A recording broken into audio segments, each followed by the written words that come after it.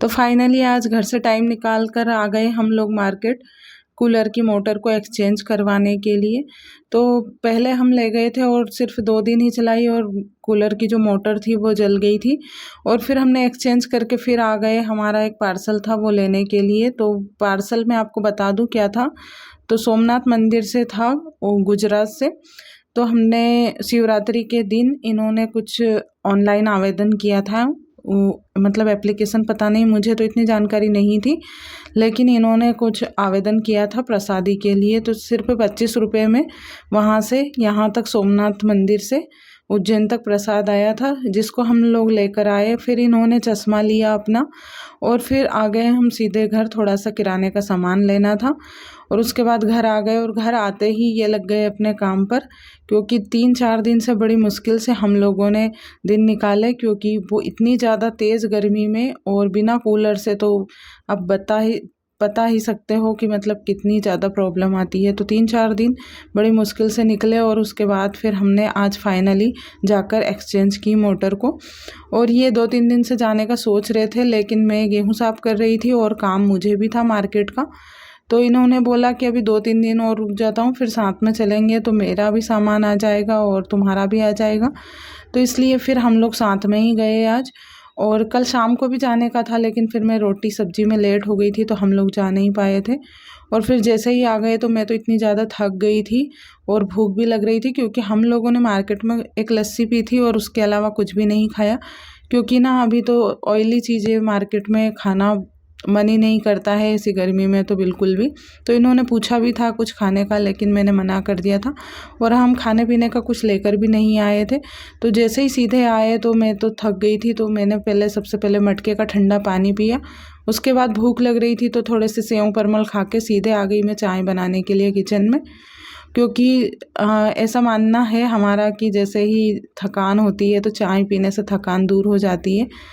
और मैंने झटपट से चाय बनाई। ये जो मोटर थी उसको फिट कर रहे थे और मैं किचन में आ गई थी। किचन में भी बहुत ज़्यादा गर्मी लग रही थी, इतनी तेज़ गर्मी, पता नहीं इस साल गर्मी क्या हाल करेगी सभी के। और हम लोगों को तो बहुत ज़्यादा प्रॉब्लम आती, क्योंकि हम लोग रहते हैं यहाँ पर ऊपर, तो पूरा दिन भर गर्म हो जाता है। उसके बाद रात को और भी ज़्यादा गर्मी लगती है, क्योंकि दीवारें भी इतनी ज़्यादा गर्म हो जाती है। अगर इनके पास में ऐसे बैठ जाओ ना तो इतना तेज़ गर्म लगता है कि मैं बता नहीं सकती हूँ।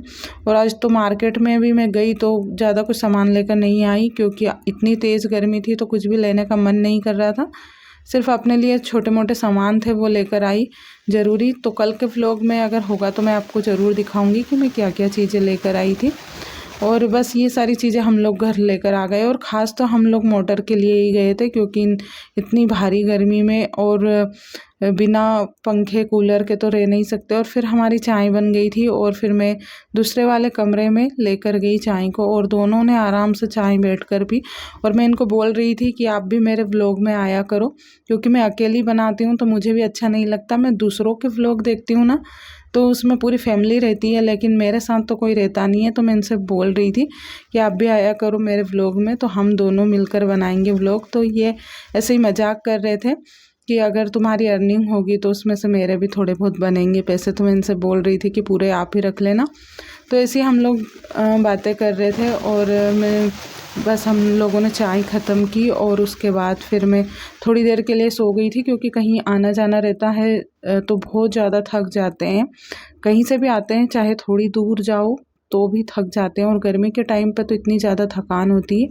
और इतनी धूप में से मैं आई थी ना तो बहुत ज़्यादा मुझे कमज़ोरी सी लग रही थी। और उसके बाद फिर मैं थोड़ी देर सोई। उसके बाद फिर 4 बजे उठी तो मैंने सबसे पहले किराने का सामान देखा, तो मूंगफली के दाने, मिर्ची, हल्दी और धनिया पाउडर लेकर आए थे। तो यही सामान चाहिए था और सारा सामान मैंने साइड में रख दिया और बाद में डिब्बों में भर दिया था, क्योंकि मेरा रोटी सब्जी का भी टाइम होने वाला था। और इनको एक साइड रख कर फिर मैं सब्ज़ी काटने के लिए बैठ गई। तो आज पत्ता गोभी की सब्ज़ी बनने वाली है। तो आज तो हमारा कूलर भी चालू हो गया था और 2-3 दिन से तो मेरी रात को नींद भी पूरी नहीं हो पा रही थी, तो इतनी कमज़ोरी सी लग रही थी और बीमार जैसा लग रहा था मुझे। लेकिन आज तो मैंने सोचा मैं जल्दी खाना बना के जल्दी ही सो जाऊँगी, क्योंकि 2-3 दिन से नींद पूरी नहीं हो पा रही थी मेरी। और सब्जी को काटा और किचन में ही काट रही थी मैं, क्योंकि दूसरे वाले कमरे में वो सो रहे थे जहाँ पे कूलर चल रहा था। तो मैं यहीं आके फिर मैंने सब्ज़ी काट ली, यहीं पे मैंने सामान डिब्बों में भर दिया और उसके बाद लहसुन के साथ पत्ता गोभी की सब्ज़ी बनाई। और आज तो ना हम लोग मार्केट से सब्ज़ी दूसरी लाने वाले थे, मतलब पनीर का मैं मन कर रही थी, लेकिन इतनी गर्मी में ना मार्केट भी जाते हैं तो बहुत ज़्यादा प्रॉब्लम आती है। तो मैंने इनसे 2-3 दिन से मैं बोल रही थी कि हम लोग शाम के टाइम पे चलेंगे, लेकिन इनका मन पता नहीं सुबह ही जाने का था।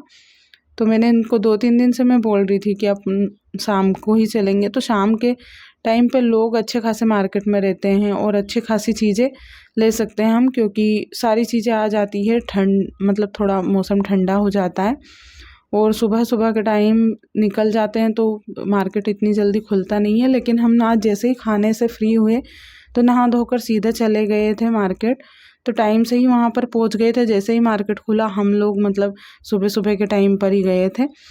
तो सारी चीज़ें हमने ले ली और ज़्यादा टाइम वेस्ट ना करते हुए फिर घर आ गए। तो हम 1:30 बजे घर आ गए थे मार्केट से। और हमारे यहाँ पे 1 घंटा लगता है हमारे गांव से उज्जैन जाने तक का। तो ये आधा घंटे का रास्ता है वैसे तो, लेकिन ये आधा घंटा ज़्यादा ही लगाते हैं क्योंकि ये गाड़ी बहुत ज़्यादा धीरे चलाते हैं।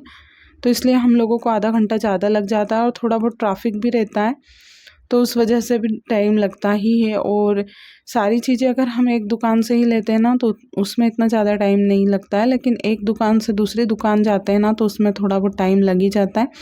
और मैंने अपना सामान भी लिया तो उसमें भी मुझे टाइम लगा, फिर किराने का सामान लिया। ऐसे करके हम 3-4 जगह घूमे और बस ऐसे ही हमारा टाइम हो गया।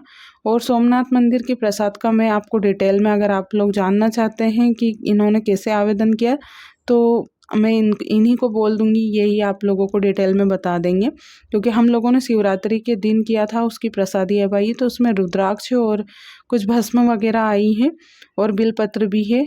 तो उसके कुछ चार्ज लगते हैं, शायद 25 रुपये ऐसे कुछ लगे थे। तो बस उसी में हमारी प्रसादी यहाँ पर आ गई थी। और पता नहीं दूर है इस वजह से इतने लेट हो गई थी। तो हम लोग आज उज्जैन गए थे तो हमने वहाँ से पार्सल भी ले लिया और आ गए थे। तो बड़ी खुशी होती है जब अपनी चीज़ें, जैसे कोई सी चीज़ें दूर से आती हैं तो उसको देखने का बड़ा मन कर रहा था। मैं काफ़ी टाइम से इनसे पूछ रही थी कि अपना पार्सल कब आएगा, लेकिन जब मैं मेरे मायके से आई उसके अगले दिन या उसी दिन जो पार्सल था उसके लिए फ़ोन आया था।